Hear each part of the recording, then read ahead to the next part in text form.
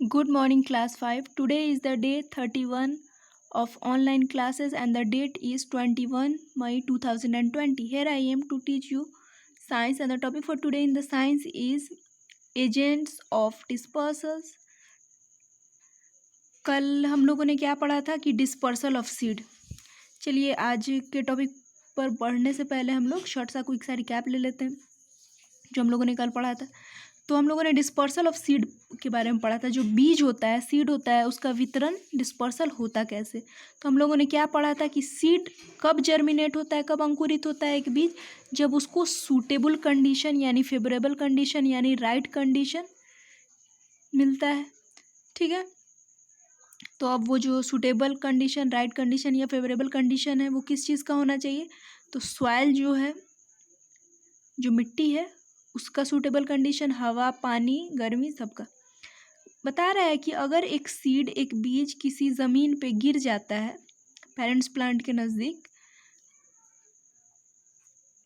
तो अगर थोड़ा सा सीड हुआ तो अच्छे से ग्रो कर पाएगा, लेकिन मेनी सीड्स हो गया, ढेर सारा सीड, बहुत ज़्यादा सीड हो गया, तो क्या होगा, सबको अच्छे से न्यूट्रिएंट्स यानी पोषक तत्व, हवा, पानी, गर्मी नहीं मिल पाएगा ग्रो करने के लिए। ठीक है, इसीलिए हम लोग देखते हैं किसान लोग जब बीज वगैरह बोते हैं तो बहुत बड़े से मैदान में लिमिटेड अमाउंट में सीड स्प्रेड करते हैं, छींटते हैं। ठीक है, यानी कि समझ आया कि हवा, पानी, गर्मी के अलावा भी इनफ स्पेस चाहिए, अच्छा खासा एरिया चाहिए, स्पेस चाहिए, ताकि जितने भी सीड हैं उनको प्रॉपर अमाउंट में, एडिक्वेट अमाउंट में न्यूट्रिएंट्स मिल सके, पोषक तत्व मिल सके। ठीक है, तभी वो अडल्ट प्लांट में क्या होंगे, ग्रो हो पाएंगे।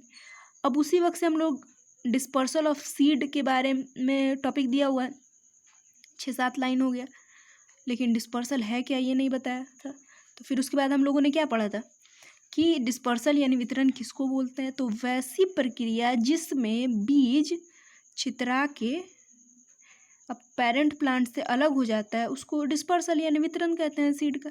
अब बता रहा है कि बहुत सारा फीचर्स है जिससे सीड का डिस्पर्सल होता है, हवा हो गया, पानी हो गया, एनिमल हो गया। ठीक है, तो ये सारे चीज़ों को एजेंट ऑफ डिस्पर्सल कहते हैं, यानी इन सारी चीज़ों के मदद से डिस्पर्सल पॉसिबल है। ठीक है, चलिए आज का टॉपिक हम लोग शुरू करते हैं, डिस्पर्शन बाय विंड।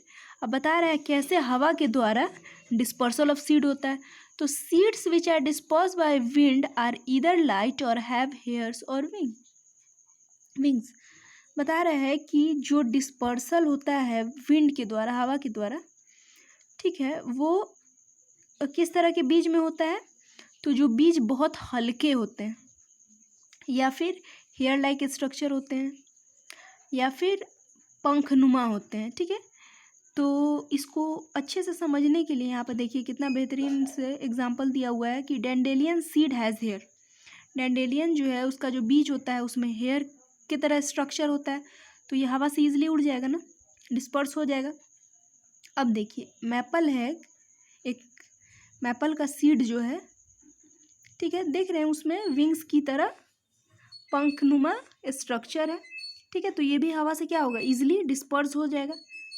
तो हम लोग क्या समझ में आया कि डिस्पर्सल जो होता है वो उसका 3-4 मीन है, एक बाय विंड, एक बाय वाटर, एक बाय एनिमल, एक बाय एक्सप्लोजन। तो बाय विंड से जो है, हवा के द्वारा जो है, उसके लिए सीड किस तरह का होना चाहिए, लाइट होना चाहिए, हल्का होगा, हेयर लाइक स्ट्रक्चर होगा, या फिर पंखनुमा विंग्स की तरह होगा। ठीक है, these features help the seed to be carried away with the wind. ये तीनों फीचर अगर किसी सीड में हो तो समझ लीजिए कि उसका डिस्पर्शन क्या चीज़ से होगा, विंड के द्वारा यानी हवा के द्वारा होगा। जब कोई सीड हल्का होगा, लाइट होगा, हेयर की जैसा होगा, या फिर विंग्स के जैसा होगा, तो वो ईजिली विंड के द्वारा, हवा के द्वारा कैरी आउट हो जाएगा, कैरीड अवे हो जाएगा, और नए अडल्ट प्लांट का फॉर्मेशन हो जाएगा, ग्रोथ हो जाएगा। उसके लिए बहुत अच्छे से यहाँ पे एग्जाम्पल समझाया हुआ है कि डेंडेलियन जो है उसका जो सीड होता है हेयर लाइक स्ट्रक्चर होता है, देख रहे हैं कि कितना मुलायम सा लग रहा है देखने में। अब मैपल जो है उसका सीड जो है वो विंग्स की तरह पंखनुमा होता है। तो मेरे ख्याल से डिस्पर्शन बाय विंड कोई रॉकेट साइंस नहीं है, बहुत इजी है, समझ आ गया होगा। बहुत कुछ नया इसमें था नहीं, कॉमन सेंस की बात है कि जो लाइट होगा, हल्का होगा, वो हवा के द्वारा डिस्पर्शन हो जाएगा उसका। अब देखिए dispersion by water. Coconut trees generally grow near sea coast. अच्छा, हम लोग को पता है जो नारियल का पेड़ होता है वो जो समुद्र का कोस्ट होता है, तट होता है, उसके आसपास होता है ना, ठीक है। तो कोकोनट ट्रीज जो होता है, नारियल का पेड़ जो होता है, सॉरी, वो सी कोस्ट के आसपास पाया जाता है, ग्रो होता है। Coconut fruits have a hard but light and water proof covering which enables them to float on water.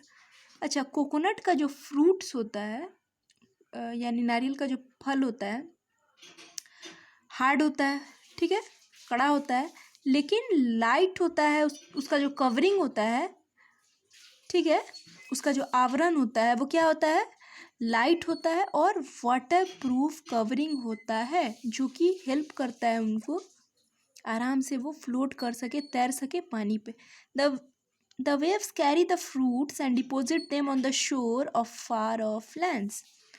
बता रहा है कि जो लहरें होती हैं समुद्र की, वो क्या करती हैं, इन फ्रूट्स को कैरी कर लेती हैं, ढो के ले जाती हैं, एंड डिपोजिट देम, और उनको कहाँ पे डिपोजिट कर देती हैं, कहाँ पे ले जाके छोड़ देती हैं, तो जो शोर्स हैं